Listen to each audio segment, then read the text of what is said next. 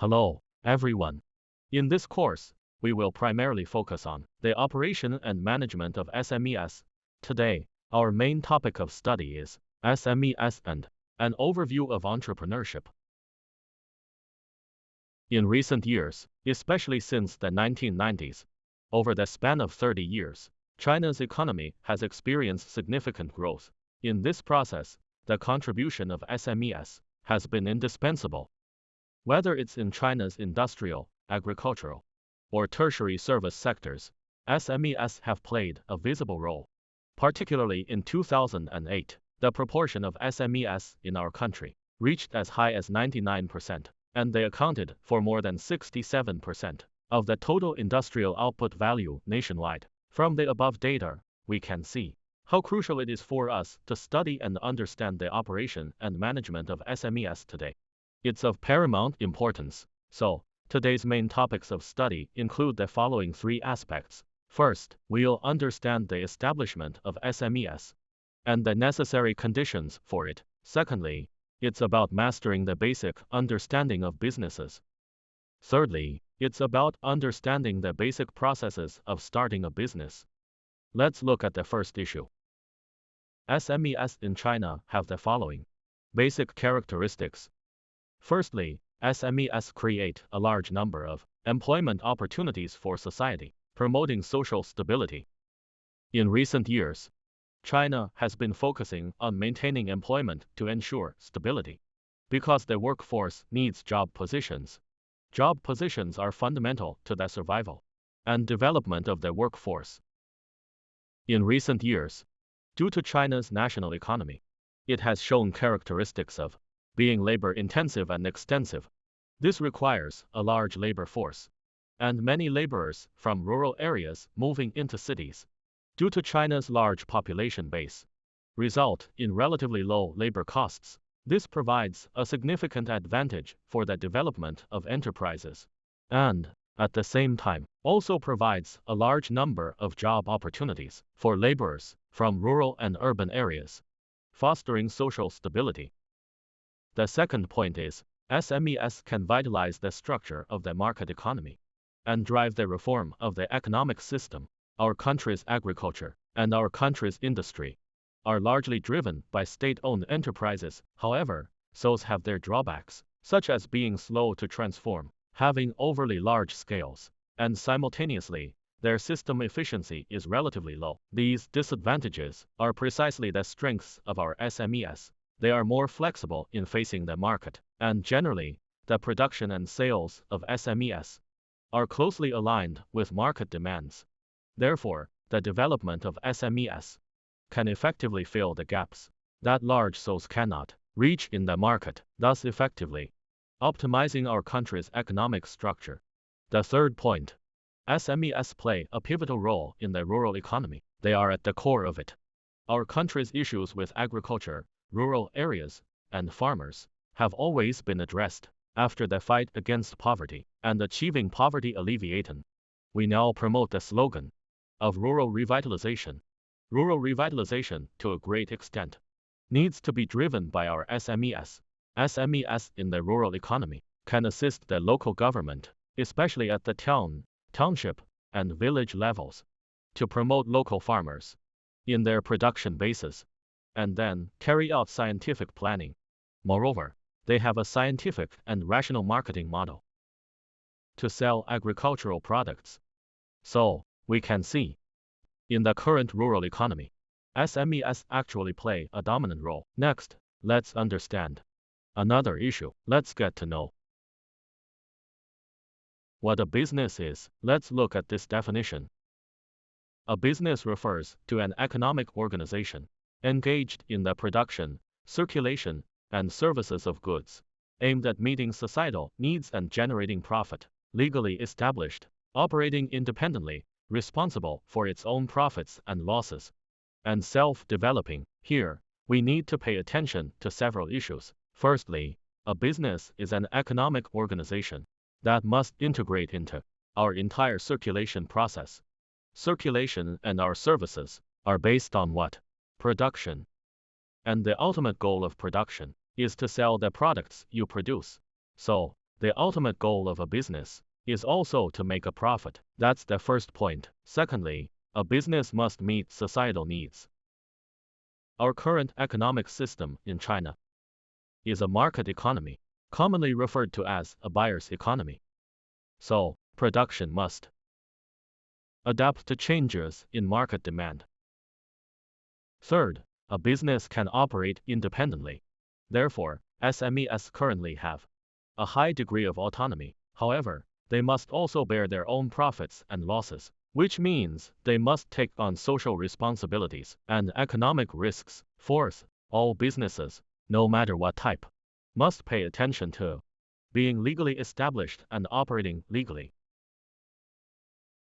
Next, let's take a look at the classification of our businesses. Why classify businesses? Actually, classification is for a better and more comprehensive, more precise understanding of businesses from multiple dimensions and perspectives. For example, we can see, based on production scale, we can divide them into large, medium, small, and micro. Then, based on our industry, they can be divided into industrial, agricultural, transportation. Even within the same industry, the same business, it can be categorized into different classes based on different standards. The purpose of categorizing is to understand it more comprehensively. Next, let's take a look at, during the process of establishing a business, what elements are needed. First, the quality of entrepreneurs. What qualities do entrepreneurs need to have? First, political quality. If one does not understand the country's major policies, we might deviate in planning the strategy for the business. Second, the quality of knowledge. As the founder of a business, as the manager of a business, without knowledge as a foundation, without a good knowledge structure, our ability to make forecasts, judgments, market, and manage will all be lacking. Third, physical and mental quality. Because during the process of establishing and developing a business, we will definitely encounter all sorts of problems and difficulties. At this point, what we need is good physical health and also a strong mental resilience. At the very least, we must have a strong ability to withstand pressure. Right. Fourth, capability quality. As founders or managers, one must possess strong capabilities. Of course, specialization is key, and it's impossible to be proficient in everything. But at the very least, you need to have self-efficacy, knowing where your strongest capabilities lie, and learning to leverage your strengths to address your weaknesses. The second element is identifying market opportunities. Market opportunities have several characteristics. The first is openness. Everyone can see them. But that doesn't mean everyone can discover and grasp them. Second, they are time sensitive. As our economy and society develop, with the passage of time, all the resources around us will shift and change. So it turns out many people start businesses trying to emulate Jack Ma or Liu Qiangdong. But in reality, it's impossible to do so. The era they were in, the social resources they had access to, and the social resources we have today are fundamentally incomparable. The last point is about equality and inequality. What does it actually refer to here? Relativity. There's no absolute equality, nor absolute inequality.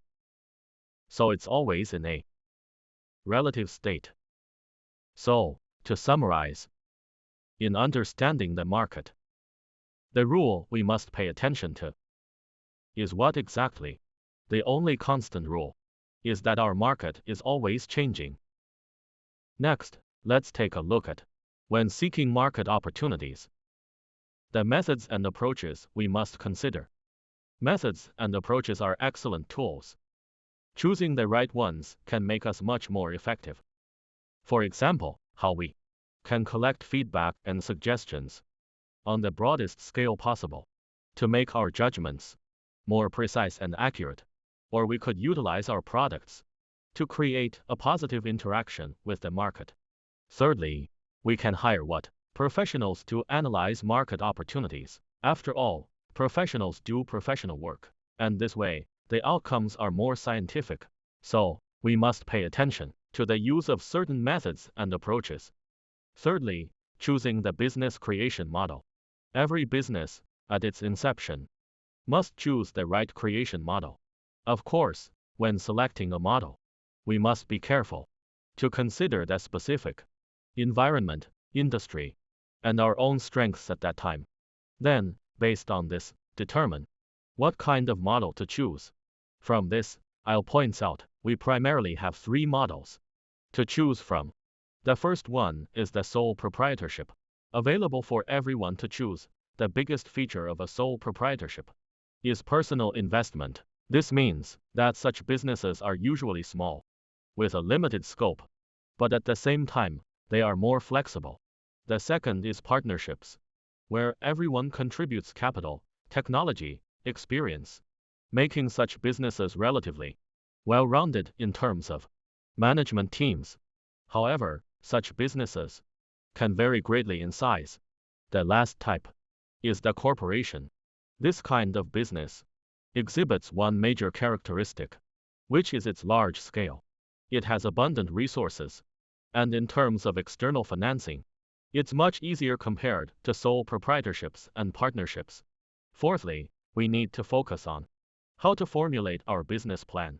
Before execution, businesses must make thorough preparations and plans. So, a detailed plan is essential. As students can see, the teacher has listed the contents of a business plan. Mainly, there are the following 7 aspects.